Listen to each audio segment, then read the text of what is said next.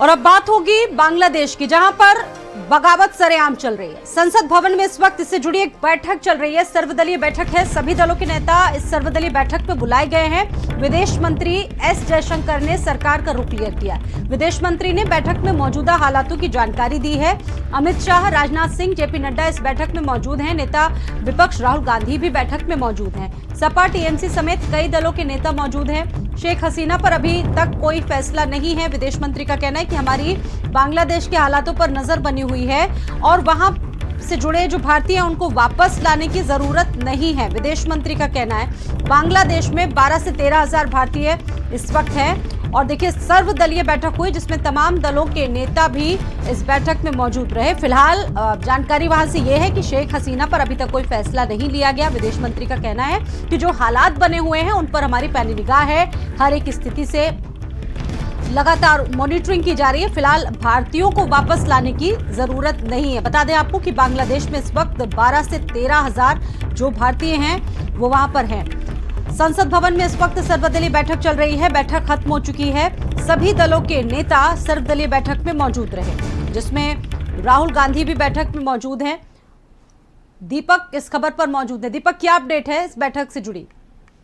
जी बिल्कुल स्वाति, जिस तरह से लगातार देखा जा रहा था कि कल जिस तरह से बांग्लादेश के हालात बने, शेख हसीना को देश छोड़ करके भागना पड़ा और उसके बाद वो भारत में शरण लेके, तो कहीं ना कहीं पूरे देश और दुनिया की नजर भारत पे रही है और भारत किस तरह से आगे की रणनीति बनाएगी इसको लेकर के भी कल भी एक बैठक बुलाई गई थी। प्रधानमंत्री नरेंद्र मोदी की अध्यक्षता में बैठक हुई जिसमें विदेश मंत्री एस जयशंकर, जेपी नड्डा, केंद्रीय मंत्री तमाम वहाँ पे मौजूद थे। वही आज जब सर्वदलीय बैठक बुलाई गई है तो जो विदेश मंत्री है जयशंकर वो पूरे माहौल को वो ब्रीफिंग करते हैं, किस तरह से आगे की रणनीति बनाई जाएगी, किस तरह से खासकर शेख हसीना को भारत में पनाह दिया जाएगा या नहीं। इससे अभी तक कोई स्पष्टता नहीं हो पाई है, क्योंकि हालांकि अभी तक शेख हसीना भारत में ही मौजूद है, लेकिन आगे क्या कुछ हो सकता है इससे अभी स्पष्टता नहीं दिया गया। लेकिन भारत तक माहौल जो भारतीय वहां पर रह रहे हैं उनको लेकर क्या अपडेट है इस वक्त दीपक? वो सेफ है वहां पर?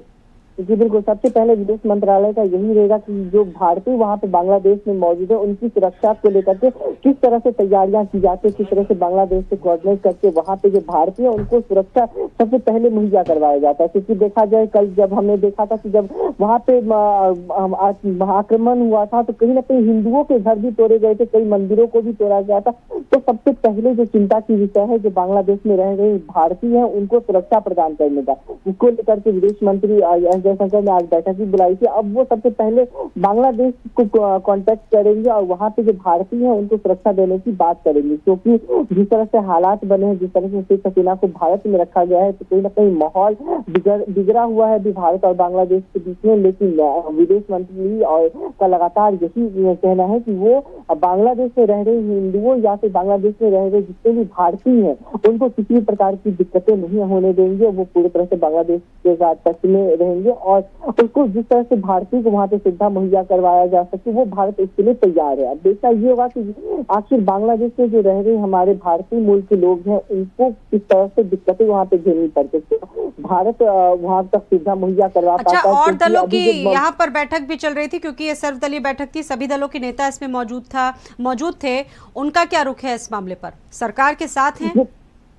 जी बिल्कुल, जिस तरह से विपक्षी दलों की हम बात करें तो विपक्षी दलों में तमाम जो विपक्ष के बड़े नेता है वो भी मौजूद रहे इस बैठक में और अभी फिलहाल में सब सरकार से सहमत है, क्योंकि सबका यही एजेंडा है कि किस तरह से भारतीय को जो बांग्लादेश में भारतीय रह रहे हैं उनको किस तरह से सुरक्षा प्रदान किया जाए और भारत में माहौल न बिगड़े, इसको लेकर के तमाम जो विपक्षी है वो भी तैयार है। लेकिन हमें ममता बनर्जी को भी सुना था, उन्होंने भी कहा था कि कोई भी विवादित बयान। ठीक है, बहुत धन्यवाद दीपक, आपका नजर बना के रखिएगा। तो ये बैठक चल रही थी, हमारे सहयोगी बता रहे थे कि बड़ी बैठक थी, सर्वदलीय बैठक थी। बैठक फिलहाल समाप्त हो चुकी है और आगे की क्या हालात हैं उनको लेकर लगातार भारत सरकार अपनी पैनी निगाह बनाए हुए है। और फिलहाल जानकारी ये भी है कि जो भारतीय वहां पर रह रहे हैं वो पूरी तरह से सेफ है, उनको लाया जाए या ना लाया जाए इस पर लगातार चर्चा हो रही है। और बड़ी बात यह है कि सरकार के इस कदम के साथ विपक्ष भी साथ नजर आ रहा है।